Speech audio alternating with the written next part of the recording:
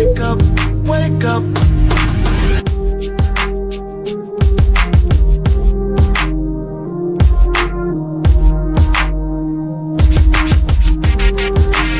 Good morning. I'm Dominique Diprima, and as I'm walking up to this microphone, I'm asking for blessings from God Almighty, the ancestors, the righteous elders, and Southern California and Africa's early morning communications drum is now wide open. Welcome, welcome, welcome, worldwide welcome. If you're listening online, if you're listening in Tanzania or Zanzibar, if you're listening in Inglewood or Compton, we welcome you. We are bringing us together across the oceans, across the airwaves. So happy to do it. And of course, I'm here with African Focus Incorporated, the nonprofit organization that focuses on bringing Africans and African Americans together. I'm a cultural ambassador for them. I want to thank Uchenna Nworgo, the founder, and Betty Arnold, who's one of the board members. She's actually the president of the board. She really works hard to make this trip as near perfect as it can be every year. We will be sharing with you pictures, videos, and thoughts on all of the social media platforms. We're at Radio Free KJLH. That's where we are 24/7 on Twitter, Instagram, Facebook, and the like. And you can find me at Diprima Radio, DIPRIMA Radio. That's on all of the things, except for Facebook, where we are front page show. I also want to give a big, big thank you to Bobo Aaron Arnell and Cameron Nash, who are working tirelessly to make this thing as smooth as possible. And of course, our interns, Mariah and Ariel, and all the folks that make this possible. Andre Russell, our program director, and Karen Slade, our general manager, who have made this possible as well, along with the one and only Stevie Wonder. Let's travel the world. Let's do this. This is part of what Radio Free is all about. Radio Free 102.3 KJLH.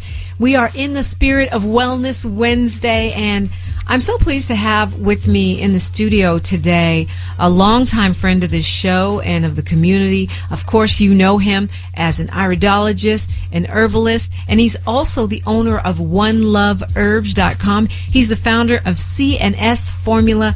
Thabiti Umoja is with us. Good morning, Thabiti. Good morning. It's a pleasure to be here. Man, it's great to see you. Thabiti, there's so many different things that you can talk about as an herbalist, but one of the things that I really wanted to touch on is the way that we use herbs, not when we're in a crisis, but as kind of a day-to-day maintenance, almost like brushing your teeth, to give you those advantages in life, whether it's more energy, longer life, looking better, sleeping better. So kind of, if you would, talk to me, what are the things you do for maintenance for yourself as an herbalist? Well, you just said it's preventative, not curative. We're always waiting to until we have a situation, and then we run to try to get some herbs or try to get well. But what I do is I take herbs on a regular basis. Every day I take some type of herb. In the morning, I do a lot more of, I don't eat the traditional breakfast. I juice most of what I eat in the morning, you can say. I like almond milk, some blueberries. I may add a little strawberries, and I have some herbs that I put in, maybe sea moss, some foti. Those are things that give me nourishment, so that can get me through the day. And sometimes I may eat something that's actually something solid, but I find myself doing better with liquids in the morning and not putting the body to too much work in the morning. But the herbs, like for instance, my respiratory herbs you just mentioned, the CNS, I take that. I'm a teacher, so obviously students are coming around coughing and sneezing all the time, so I have to have a preventative regimen, and that's what I have, and so it involves herbs every day. I take herbs, and I'm a vegan, so I've been so since 1987. I think that helps me stay healthy, and that's why even sometimes I have students or even some of my coworkers that may be sick, and I don't get sick. Okay, so let's back up to the beginning of your day. You said sea moss. Why do you take sea moss most days? Well, I like sea moss because of the fact, one of the things that by being a vegan, a lot of times we're low in iodine, which we know we get from the sea. and sea moss is a sea vegetable that actually has a lot of minerals in it that your body needs. And I noticed at one time I was having some little joint pain, and just from taking it, I noticed that it stopped. And it was some type of mineral that I was lacking. More so, it could have been the magnesium or the potassium. So sea moss is sometimes called Irish sea moss, right? Yeah, it's called Irish moss as well. It's or one Irish of the other moss. names. It's the same thing, and that's a good source of minerals. Yes, I use that as my source of minerals. And then you mentioned something else, Fo Ti? Fo Tai Taing was named after a Chinaman. I can't pronounce his name right now, but he lived to be 256 years of age.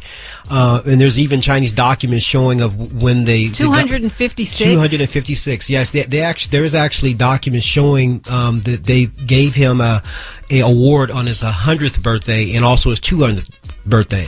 And if you look up the herb Fo Tai Taing, it's F-O-T-I, and then it's usually a little hyphen, and it was T-I. E-N-G, Fo Tai Taing, and you can see there's a whole lot of history on that herb, and it's a vitality herb. It's actually been known to even reverse some graying. I need that. So it's for vitality, energy, vibrancy. Exactly. Okay. And then what other things would you do? Like you mentioned the CNS. The CNS is your own herbal formula that you've created with a lot of different things in it, and it can either be used if you're sick to help you get better, but you really recommend it to keep from getting sick when you're about to get sick. That's what I use it for. Exactly. I mean, lower dosages. You don't have to, like, for instance, I take a teaspoon in some water juice daily, and so I've actually armed my immune system so that if I'm encountering someone who's got a cold or flu or whatever have you, I'm gonna have some armor there where it's not gonna affect me. And I've noticed that because I have coworkers that don't take it like I do, and they get sick. So we got to be preventative. We can't be, like I said, be curative and wait till we're having a situation and want to go ahead and rush to get something. And that's how we are. You know, I get most of the time, like right now, the change of season has a lot of people sick. And so now I have a lot of people, more so than normal, calling me about, my product, and it keeps me extremely busy right now. Well, you've come up with something. I mean, you've put together a powerful mixture of herbs. It's in a powder. I must admit it does not taste good, but my son calls it spicy herbs, and many years ago, before we went to Bali, you suggested we take this every day for 2 weeks before we went. And when we went to Bali, we noticed that we did not get sick. Not only did we not get sick, we didn't get bit by mosquitoes. And so now when I tell my son he has to take the spicy herbs, he'll do it because he noticed, he said, Mama, everyone's getting sick and we're not. So definitely I'm a believer that, those herbs can fortify your system and also kick something out if it's starting to settle in. Yeah, and I actually came up with it when I was going through I had like a bronchitis situation. I can barely speak, and I had a herbal shop on Manchester and Crenshaw where I had every herb and herb kingdom around me. And I said, well, if I have all these herbs around me, there's no way that I can't figure this out. And so I came up with the 9 strongest herbs that I was trial and error with that actually got me well. And that's how CNS started, from getting myself over something. And then I used to mix it, on the spot for people and, get them well. And so that's, and I have to also say that there isn't just one way of getting there. That's just my combination. And I want to say that because sometimes you get herbalists that might come on the radio or whatever have you say, I have the only answer in the world. And there's many ways of getting there. When you hear that, run.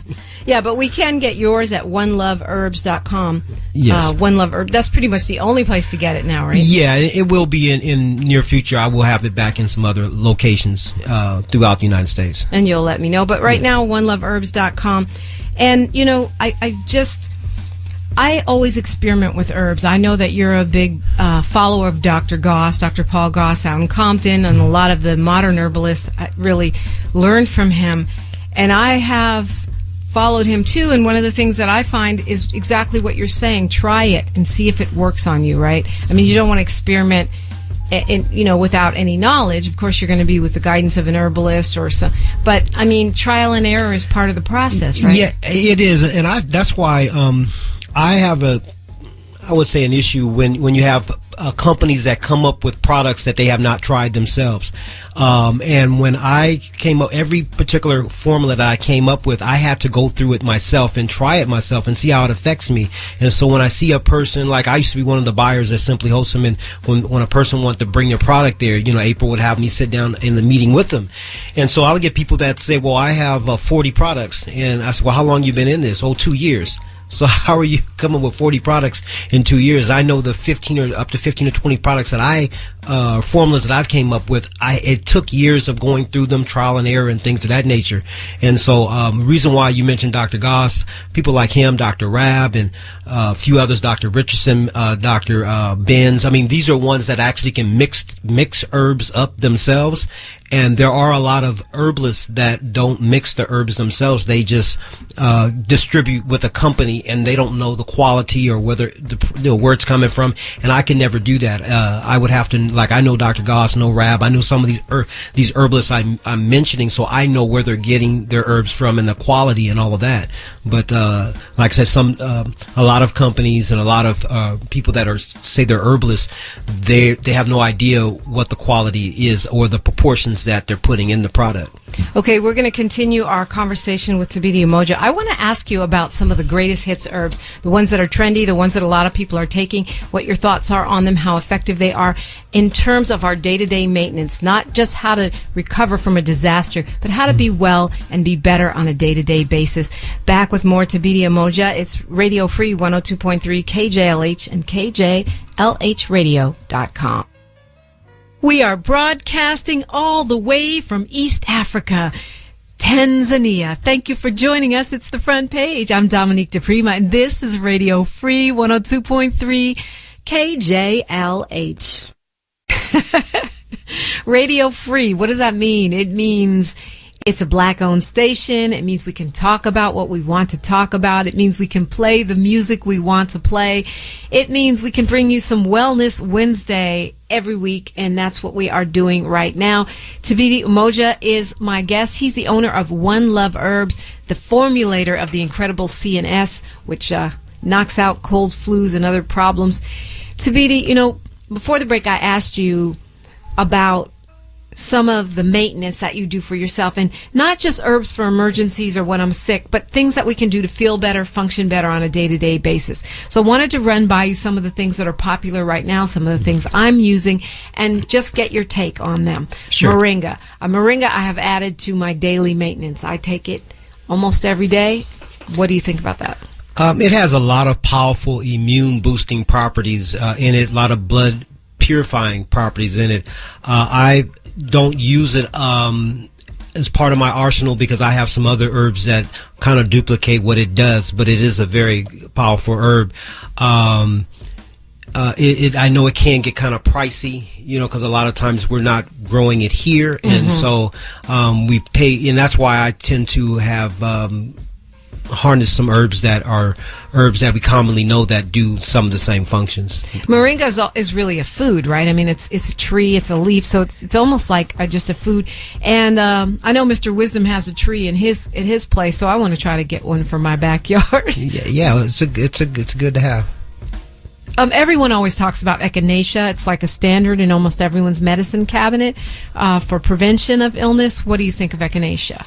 It's a very strong herb for, like I said before, for immune boosting. It works very well with golden seal. They're actually partners in health. Those two herbs.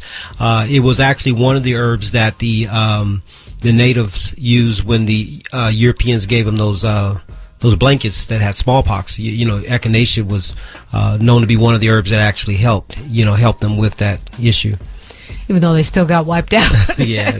But, okay, so echinacea, and golden seal you mentioned, and that's always popular. People think that it clears you up for drug tests, which I don't know how reliable that is. But what is golden seal used for? Well, golden seal is I call it the king of the herbal kingdom because it is a antibiotic type herb, and so it should be used with the same precaution you would use antibiotics with. I mean, it was something that I would use at 7 to 10 days. unless it's in a formula. Now, when you have herbs that are in a formula, some of the herbs that like golden seal or uva ursi, those herbs can be taken a little bit longer. But individually, herb like golden seal and herb like uva ursi, there are herbs that would actually can strip your body of nutrients that you might need. So it's just something that you deal with to get rid of an infection, and after that, put it up. So that's not a maintenance herb. It can only be a maintenance if it's part of a formula that has other herbs in it. Got it. There was this really disgusting story on CNN a couple weeks ago about a woman who had these lumps above her eyebrow. It turned out to be a parasite, like that was actually visible through the skin crawling on her face. Wow. I mean, it's so disgusting. And I thought of you, Thabiti. No. I mean, not because it was gross, but because you always talk about just deworming ourselves with herbs as a part of our maintenance. Mm-hmm. So what would you do for that? Well, one thing we have to look at, first of all, you got to find out where's the parasites coming from, and obviously animal products are going to have a lot more parasites than vegetation, even though sometimes you can get parasites in vegetation, but there's larger concentration in animal products. And then even I know, even in fish, some of your biggest tapeworms can be found in fish. Some of the people I've had that have had like I remember, I can think of a client I've had at one time that had a very bad parasitic infection, and he had just eaten some fish that he had in his freezer for a while. And once he cooked it, he had an intestinal infection. But one of the herbs that I use for him and anybody else, and myself, is there's actually 3 main herbs that deal with destroying parasites and their eggs, and that's black walnut, wormwood, and cloves.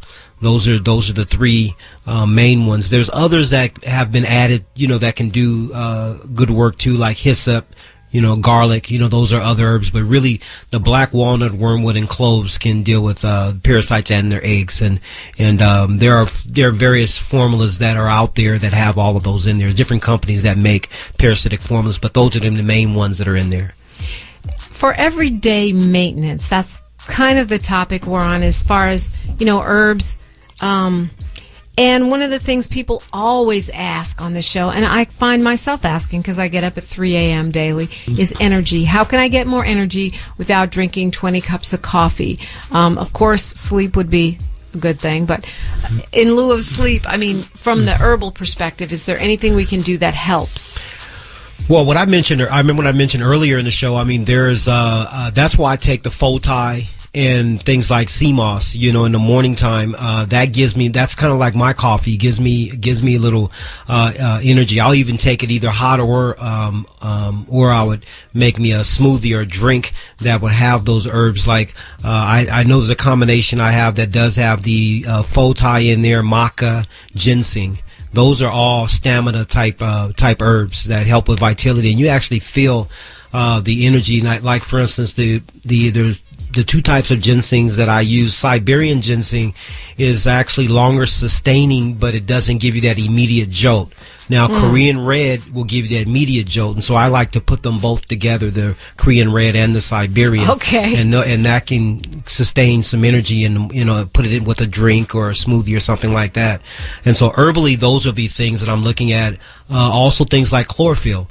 Chlorophyll, because I switch up and you kind of have to switch up on it, not let your body get accustomed to one thing. And really? So some mornings I've heard that, but I didn't know if that was true. It does affect, especially with energies, because some mornings I would do the chlorophyll instead of the combination I talked about, just a little chlorophyll in water, or like you mentioned, Mr. Wisdom, with the wheatgrass, fresh wheatgrass. I mean, that's going to give you that immediate jolt, but a natural boost, not a caffeine or a sugar jolt that's going to bring you up and then have you crashing. Right, you don't get that jittery feeling. Yeah. Okay, so you mentioned ginseng and sounded like you got a ginseng cocktail going. Yeah. But I had heard that ginseng is better for men than women. Is that true or not true? Well, depending on which one. Now Siberian ginseng is, if you notice, a lot of the products that talk about women energy, they always have Siberian ginseng in them, because it's Siberian ginseng tends to have a more positive effect on women than men. And so I would and I would always do a trial and error with it and see how it works for you. Okay, the other energy thing you mentioned was maca. Maca is one of those trendy things that's suddenly everywhere. But it's also, aside from energy, it's also kind of like an aphrodisiac, a fertility kind of formula. And some of the other ones I mentioned can have that effect as well. It just depends on the person. Like, for instance, some people have high blood pressure. Some of them cannot do the Korean red ginseng or some of the ginseng because it might elevate their blood pressure. So I've had suggested Fotai, the Fotai Taing, and it has helped some people who have high blood pressure that had a problem with vitality, that had a problem with that's that drive, and that's their libido. In other words, so it would boost their sex drive, exactly, and possibly get them more in the mood. It's amazing how an herb or a nutrient could actually do that, right? It can do that, but also I always tell, because brothers are always calling me about that. What can I do? And they always tell me it's good, but it can be better. And so I also suggest exercising, because we're always talking about our testosterone is low, but really your testosterone is generated by movement, by exercise, and keeping that flow. Yeah, and of course, when you talk about sexual performance or erectile dysfunction, you're talking about circulation. The blood has to circulate in the body, and cardiovascular exercise, i.e. walking, running, rowing, biking, roller skating, is the key to the cardiovascular system. Even walking, just walk around the block. That'll help. That is the key, and that's how. And I get feedback from people, and that's once I get the feedback that once I got my workout on, and I start exercising, I stop having those problems. And we do have to maintain ourselves on a whole level. Just like I remember when I went on your show a little earlier in the year, we talked about. I was talking about how even when we're exercising, we have to, as we get older, we have to soak or ice. We have to actually we're talking about maintaining our bodies. I soak at least, I would say at least 4 or 5 times out of the week. I soak in a bathtub. Actually take the time out, draw you some water, and I like things like eucalyptus oil, lavender oil. And I'll put some Epsom salt or some type of salt in there, and I would soak for 30 minutes. And that many times I didn't even feel like I'd be able to make it to work. And by just soaking, after that 30 minutes, I get out the tub and I'm like, whoa, I'm feeling good.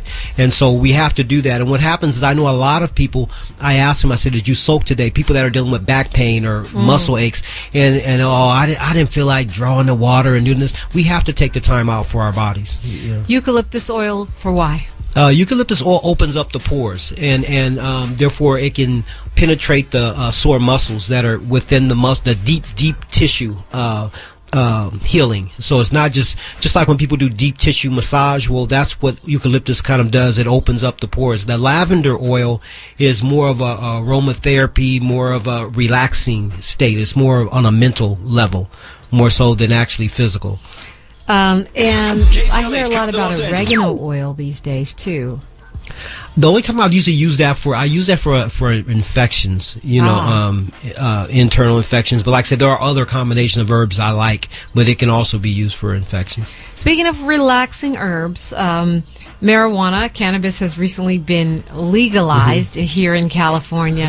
A lot of people use it for stress. Some people use it for partying, but it seems to have a lot of medical uses as well. What's your take on that as an herb? Well, as an herb, cannabis, and I was always a proponent that cannabis should be legal. All herbs should be legal because it's an herb.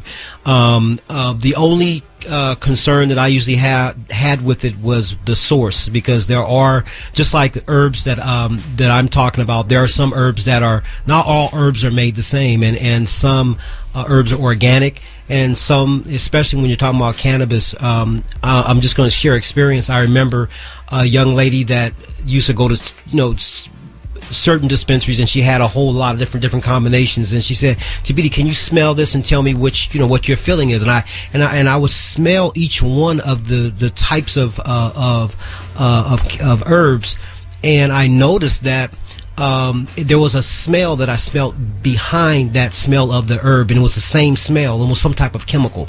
And so that's a concern that I have, and that's why I would say that things should be kept in their natural state, organic. And I'm really a proponent of something being organic and not sprayed down, just like the fruit that we have and the vegetables that are being sprayed. I mean, we got to keep it organic. So I think it has a lot of good medicinal properties.